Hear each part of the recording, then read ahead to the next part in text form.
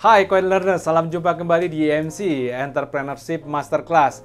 Pada IMC 2 ini kita akan belajar tentang 5 sumber peluang bersama saya Dr. Pimpin Baktiar, Entrepreneurship Scientist.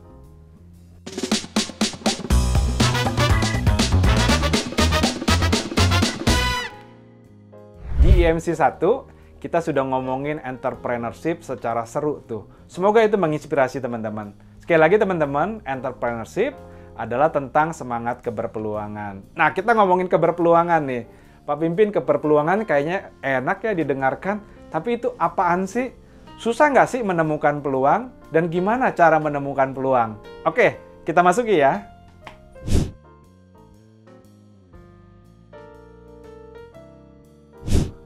Coin Learner, peluang itu enak dibicarain, tapi konkretnya gimana tuh? Konkretnya gimana? Bisa dipraktekin nggak? Udah, kita yang konkret-konkret aja, kita akan bahas 5 sumber peluang. Ya. Pertama tentang produk baru, kedua tentang pasar baru, ketiga tentang cara baru, keempat tentang pasokan baru, dan kelima tentang organisasi baru. Teman-teman utak-atik aja 5 hal ini, tentu teman-teman akan berada dalam satu titik, ternyata peluang ada di mana-mana ya Dr. Pimpin. Yes.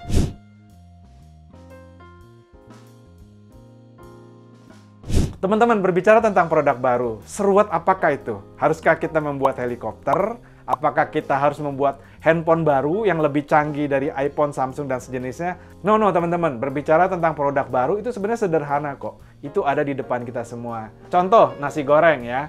Kasih aja Trimedan. Jadi teman-teman ketika nasi gorengnya diberi Trimedan, langsung muncul segmen baru tuh. Apalagi kalau teman-teman tambahkan nasi gorengnya dengan sambal korek, teman-teman. Ya, teman-teman kita tahu ayam geprek itu meledak karena dia pakai sambal korek ya. Hampir semua makanan dikasih sambal korek itu enak dan bisnisnya meledak. Lalu juga pakai cheese-cheesean, teman-teman ya. Ada Indomie pakai cheese, ada kopi pakai cheese. Aduh, saya kadang-kadang bercanda sama anak saya, ini sendal jepit dipakai cheese kayaknya enak juga nih. Tapi teman-teman berkaca dari nasi goreng dengan Trimedan aja, sambal korek aja, cheese aja. Nggak seruat itu kok bikin produk baru. Teman-teman nggak mesti bikin helikopter ya. Lalu dari mana lagi peluang? Melalui pasar baru. Teman-teman bayangkan dengan sepiring nasi goreng, dikasih teri, udah muncul pasar baru. Ditambahin sambal korek, meluaskan pasar baru. Dikasih cheese, terjadi ledakan pasar baru. Teman-teman berbicara tentang pasar baru juga ternyata nggak seruat itu. Dengan produk yang ada, kita bisa nggak menemukan tempat, titik, lokasi, atau secara keonlinean ini bisa dijual di mana? Ketika teman-teman menemukan ini bisa dijual di mana, maka hadirlah pasar baru. Peluang juga bisa didapatkan dengan cara baru. Contohnya, nasi gorengnya di-membershipkan.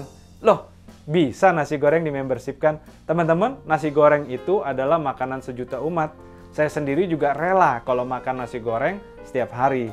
Jadi teman-teman misalnya cari kos-kosan, cari anak-anak kosan, mau nggak sarapannya disediakan nasi goreng, atau makan malamnya disediakan nasi goreng, atau makan siangnya disiapkan nasi goreng, teman-teman. Bayangkan nasi goreng misalnya harganya sepiring 15.000. Tetapi dengan di-membershipkan, teman-teman mungkin potong harganya cukup 11.500. Tadi profitnya 5.000, sekarang profitnya mungkin 1.500 saja. Tetapi 11.500 kali 30 hari, itu sekitar 300 ribuan lebih, teman-teman. Teman-teman mendapatkan cash di depan, teman-teman. Dengan cara memembershipkan nasi goreng ini. Ya, cara-cara baru, teman-teman. Lalu yang ketiga adalah tentang pasokan baru, teman-teman. Pasukan baru itu, bayangkan teman-teman, misalnya katakanlah teman-teman lagi di Papua tadi, belum ada Trimedannya, tapi tak tahu Dr. Pimpin datang bawa Trimedan ke sana. Jadi ketika ada pasokan, muncul peluang baru. Dan yang terakhir adalah bicara tentang organisasi baru. Ya teman-teman, kalau jualan nasi goreng, omset masih 10-20 juta, kita santai. Tapi ketika omset teman-teman sehari 20 juta, maka itu sebulan udah 600 juta tuh, setengah M lebih. Teman-teman nggak bisa lagi melakukan bisnisnya berbasis pendekatan teman-teman sendiri. Teman-teman harus sudah berpikir secara organisasi bisnis. Maka teman-teman harus mengorganisasikan ke nasi gorengan teman-teman tadi. Mengorganisasikan kebisnisan nasi goreng teman-teman tadi. Ya dengan cara misalnya membuat PTK, CPK, diorganisasikanlah bisnis teman-teman. Tadinya berbasisnya cuma teman-teman doang, teman-teman aja, tetapi sekarang basisnya nasi gorengnya ada di dalam sebuah lembaga yang namanya organisasi bisnis. Nah, demikian teman-teman sumber-sumber peluang yang bisa kita kembangkan. Coin Learner, ternyata peluang itu konkret kan? Tidak semisterius itu. Tadi kita udah belajar ada 5 sumber peluang, baik melalui produk baru, pasar baru, cara baru, pasokan baru, dan organisasi baru. Nah, pertanyaannya Dr. Pimpin, gimana cara kita mendekati peluang itu? Ada 2. Pertama dengan eksplorasi dan kedua dengan eksploitasi. Eksplorasi adalah berbicara bagaimana kita mendekati peluang. Peluang. Terus pertanyaannya kalau nggak jadi satu pun gimana Dr. Pimpin? Nggak apa-apa, itu kan namanya eksplorasi. Makanya nanti setelah kita melakukan eksplorasi 1, 2, 3, 4, 5, sampai 7, lalu kita pilih yang nomor 6. Karena kita lihat marketnya ini menarik dan saya bisa mengeksekusinya. Nah, ketika kita mengambil nomor 6 ini untuk kita eksekusi menjadi real bisnis kita, itu yang namanya eksploitasi. Makanya kadang-kadang saya sering kasih motivasi dengan teman-teman pelaku usaha atau UMKM, Pak Pimpin, saya sudah sering ketemu peluang tapi nggak jadi apapun. Lalu saya elus-elus punggungnya, pok. Nggak apa-apa, itu berarti kamu sedang dalam tahap eksplorasi. Keren kan? Kasih motivasi berbasis sains. Nah, pertanyaan selanjutnya, Pak Pimpin, siapa yang mengeksekusi peluang itu? Yang mengeksekusi peluang itu bisa berbasis 2 hal, teman-teman. Peluang itu bisa dieksekusi dengan 2 pendekatan, teman-teman. Pertama, oleh pribadinya. Yang kedua, oleh organisasinya. Oleh pribadinya artinya entrepreneurnya, ayo bergaul.